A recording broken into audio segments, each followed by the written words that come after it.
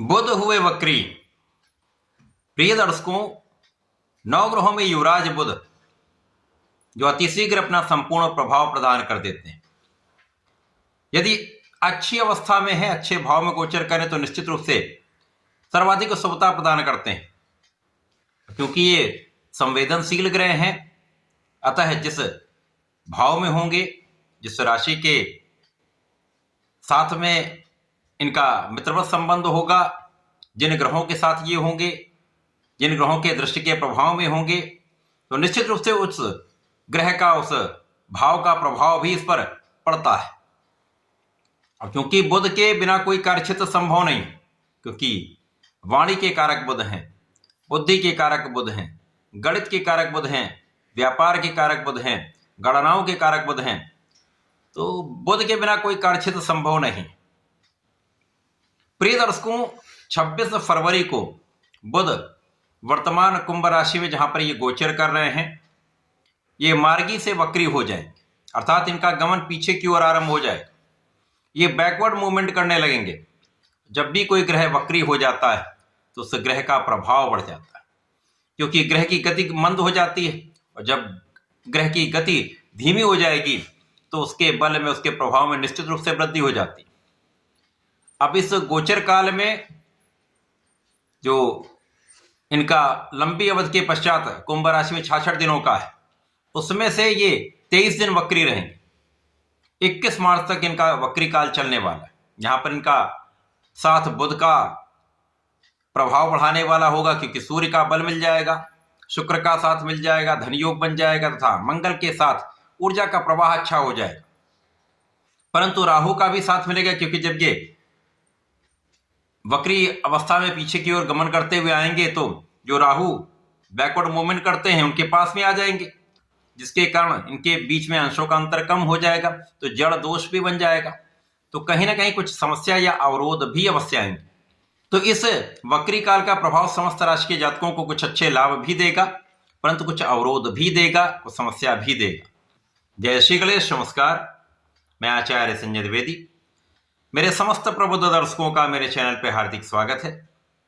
प्रिय दर्शकों, आज मैं कुंभ राशि के लिए युवराज बुध के इस राशि परिवर्तन में जो इनका वक्री काल है, वक्री काल का किस प्रकार का परिणाम प्राप्त होने वाला है, कुछ लाभ मिलेंगे अथवा कहीं पर कोई अवरोध हो सकता है, यदि कहीं पर कोई समस्या तो उसका क्या निराकरण है, संपूर्ण विश्लेषण मैं पूर्ण तर्क के साथ करने जा रहा हूं।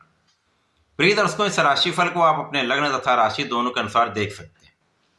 अब कुंभ राशि के स्वामी बुध के परम मित्र हैं, शनिदेव हैं, और इनकी राशि में जब भी इनका गोचर होता तो अत्यंत विशेष होता है, क्योंकि यहां पर ये ज्ञान के स्वामी, अब बुध यहां पर ज्ञान, शिक्षा, विवेक, प्रज्ञा के स्वामी होकर लग्न में गोचर कर रहे हैं।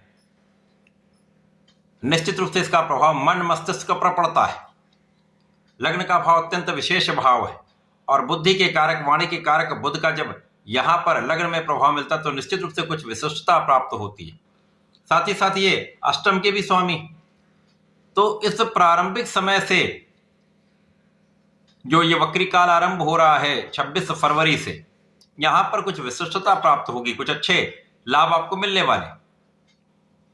इस समय आपका बुद्धि बल विशेष होगा, बुद्धि तीक्ष्ण हो जाएगी, क्योंकि बुद्धि का प्रभाव अत्यंत श्रेष्ठ इसलिए प्राप्त होगा क्योंकि राहु का बल मिल जाएगा, और राहु बुद्धि को तीक्ष्ण कर देते हैं। तो ये इन प्रकार आप समस्त स्थितियों में लाभ प्राप्त करते हैं। यदि आप परीक्षा दे रहे हैं, ज्ञान प्राप्ति कर रहे हैं, प्रतियोगिता परीक्षा की तैयारी दे रहे हैं, तो यहाँ पर आपका बुद्धि और विवेक, आपका धैर्य आपको आपके कार्यक्षेत्र में, आपके शिक्षा के क्षेत्र में अवश्य लाभ देगा, क्योंकि गुरुदेव बृहस्पति यहां पर गोचर कर रहे हैं। अब ज्ञान के कारक गुरुदेव बृहस्पति हैं, धैर्य के कारक गुरुदेव बृहस्पति हैं, इनकी दृष्टि का प्रभाव यहां पर पड़ेगा, तो कुशाग्र बुद्धि वाले आप रहने वाले। इस समय का यदि आपने सही उपयोग कर लिया तो आपको सफल होने से कोई रोक नहीं सकता, कोई शक्ति आपको बाधित नहीं कर सकती, क्योंकि इस समय आपके अंदर आत्मबल भी अच्छा होगा। आपका बुद्धि बल, आपका आत्मबल, आपकी योग्यता आपको सर्वश्रेष्ठ लाभ देने वाले, क्योंकि यहां पर आपका नेतृत्व बहुत अच्छा होगा, आप फोकस्ड होंगे, इसके साथ साथ आपके अंदर ऊर्जा का श्रेष्ठ प्रवाह रहने वाला है। और जब आपके अंदर ऊर्जा का सही प्रवाह होता है और उसको सही दिशा में यदि आपने इम्प्लीमेंट कर लिया, उसको उपयोग कर लिया, तो निश्चित रूप से ये समय आपको सफलता के शिखर पर पहुंचा सकता है। क्योंकि जब भी इस प्रकार का योग बनता है तो राहु का मित्रवत व्यवहार बुध के साथ आपको ऊंचाइयां प्रदान कर देता है, आकस्मिक लाभ दे देता है। परंतु जब ये गोचर आगे बढ़ेगा तो निश्चित रूप से जैसे जैसे ये राहु के पास आते जाएंगे तो बुध का प्रभाव कुछ कम होता जाएगा। अब यहां पर आपके स्वास्थ्य की समस्याएं कम रहेंगी। यहां पर आप स्वस्थ रहेंगे तो आप अपना संपूर्ण प्रयास कर पाएंगे, अपना संपूर्ण परिश्रम कर पाएंगे। और इस समय में आपका भाग्य भी साथ देने वाला है। प्रारंभिक समय में 26 फरवरी से लेकर प्रारंभिक समय जो है वो आपके लिए अत्यंत विशेष है। यहां पर आपको भाग्य का भी साथ मिलेगा, परिश्रम का पूर्ण लाभ आपको मिलेगा। और इस समय आपके पिता का सहयोग, आपके गुरु का सहयोग, आपके उच्चाधिकारियों का सहयोग, आपके कार्य क्षेत्र में शासन प्रशासन का लाभ आपको प्राप्त होता रहता है। सरकारी संस्थाओं से लाभ मिलता है, सरकारी सेवाओं से लाभ मिलता है।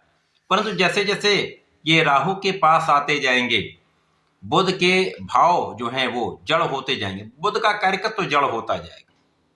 अब यहां पर बुद्धि के भाव में है तो राहु यहां पर भ्रमित करना आरंभ कर देंगे। जो अभी राहु आपको बहुत लाभ दे रहे थे, सभी क्षेत्रों में आपको बहुत विशिष्ट बना रहे थे, आपको नेम फेम मिल रहा था, कला क्षेत्र में बड़ा नाम मिल रहा था, दूर दूर तक आपका नाम फैल रहा था, आपको धन मिल रहा था, काम में वृद्धि हो रही थी। अब ये धीमे धीमे ये ब्लॉक होने लगता है, स्थिर होने लगता है, तो समस्या आती, तनाव आपका बढ़ता है। तो यहां पर आपका तनाव बढ़ेगा, कुछ मानसिक समस्याएं हो सकती। जब तनाव बढ़ेगा तो कहीं ना कहीं फ्रस्ट्रेशन आएगा, गुस्सा बढ़ेगा, और जब क्रोध आता है तो विवाद भी बढ़ता है, और इस विवाद के कारण समस्याएं उत्पन्न होती हैं। तो इस समय आपको बहुत धैर्य रखना है, आपकी भाषा पर, अपनी वाणी पर पूर्ण नियंत्रण रखना है। यहाँ पर किसी भी प्रकार के विवाद से बहुत दूर रहना है, क्योंकि ये समय आपको जागृत रहने का है, विवेक का है, धैर्य का है, समस्याओं को सुलझाने का है। और यदि आप धैर्य रखेंगे तो इस समस्या से आप पार पा जाएंगे।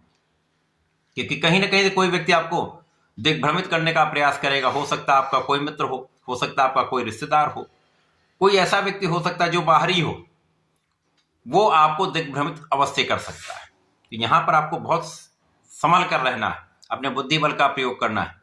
यहाँ पर आपका आत्मबल भी कुछ निर्बल होगा, कुछ समय के लिए समस्याएं आएंगी। परंतु यदि आप सूर्यदेव को जल देते रहते हैं, ओम आदित्याय नमः का जप करते रहते हैं, तो समस्याएं कम होने लगेंगी।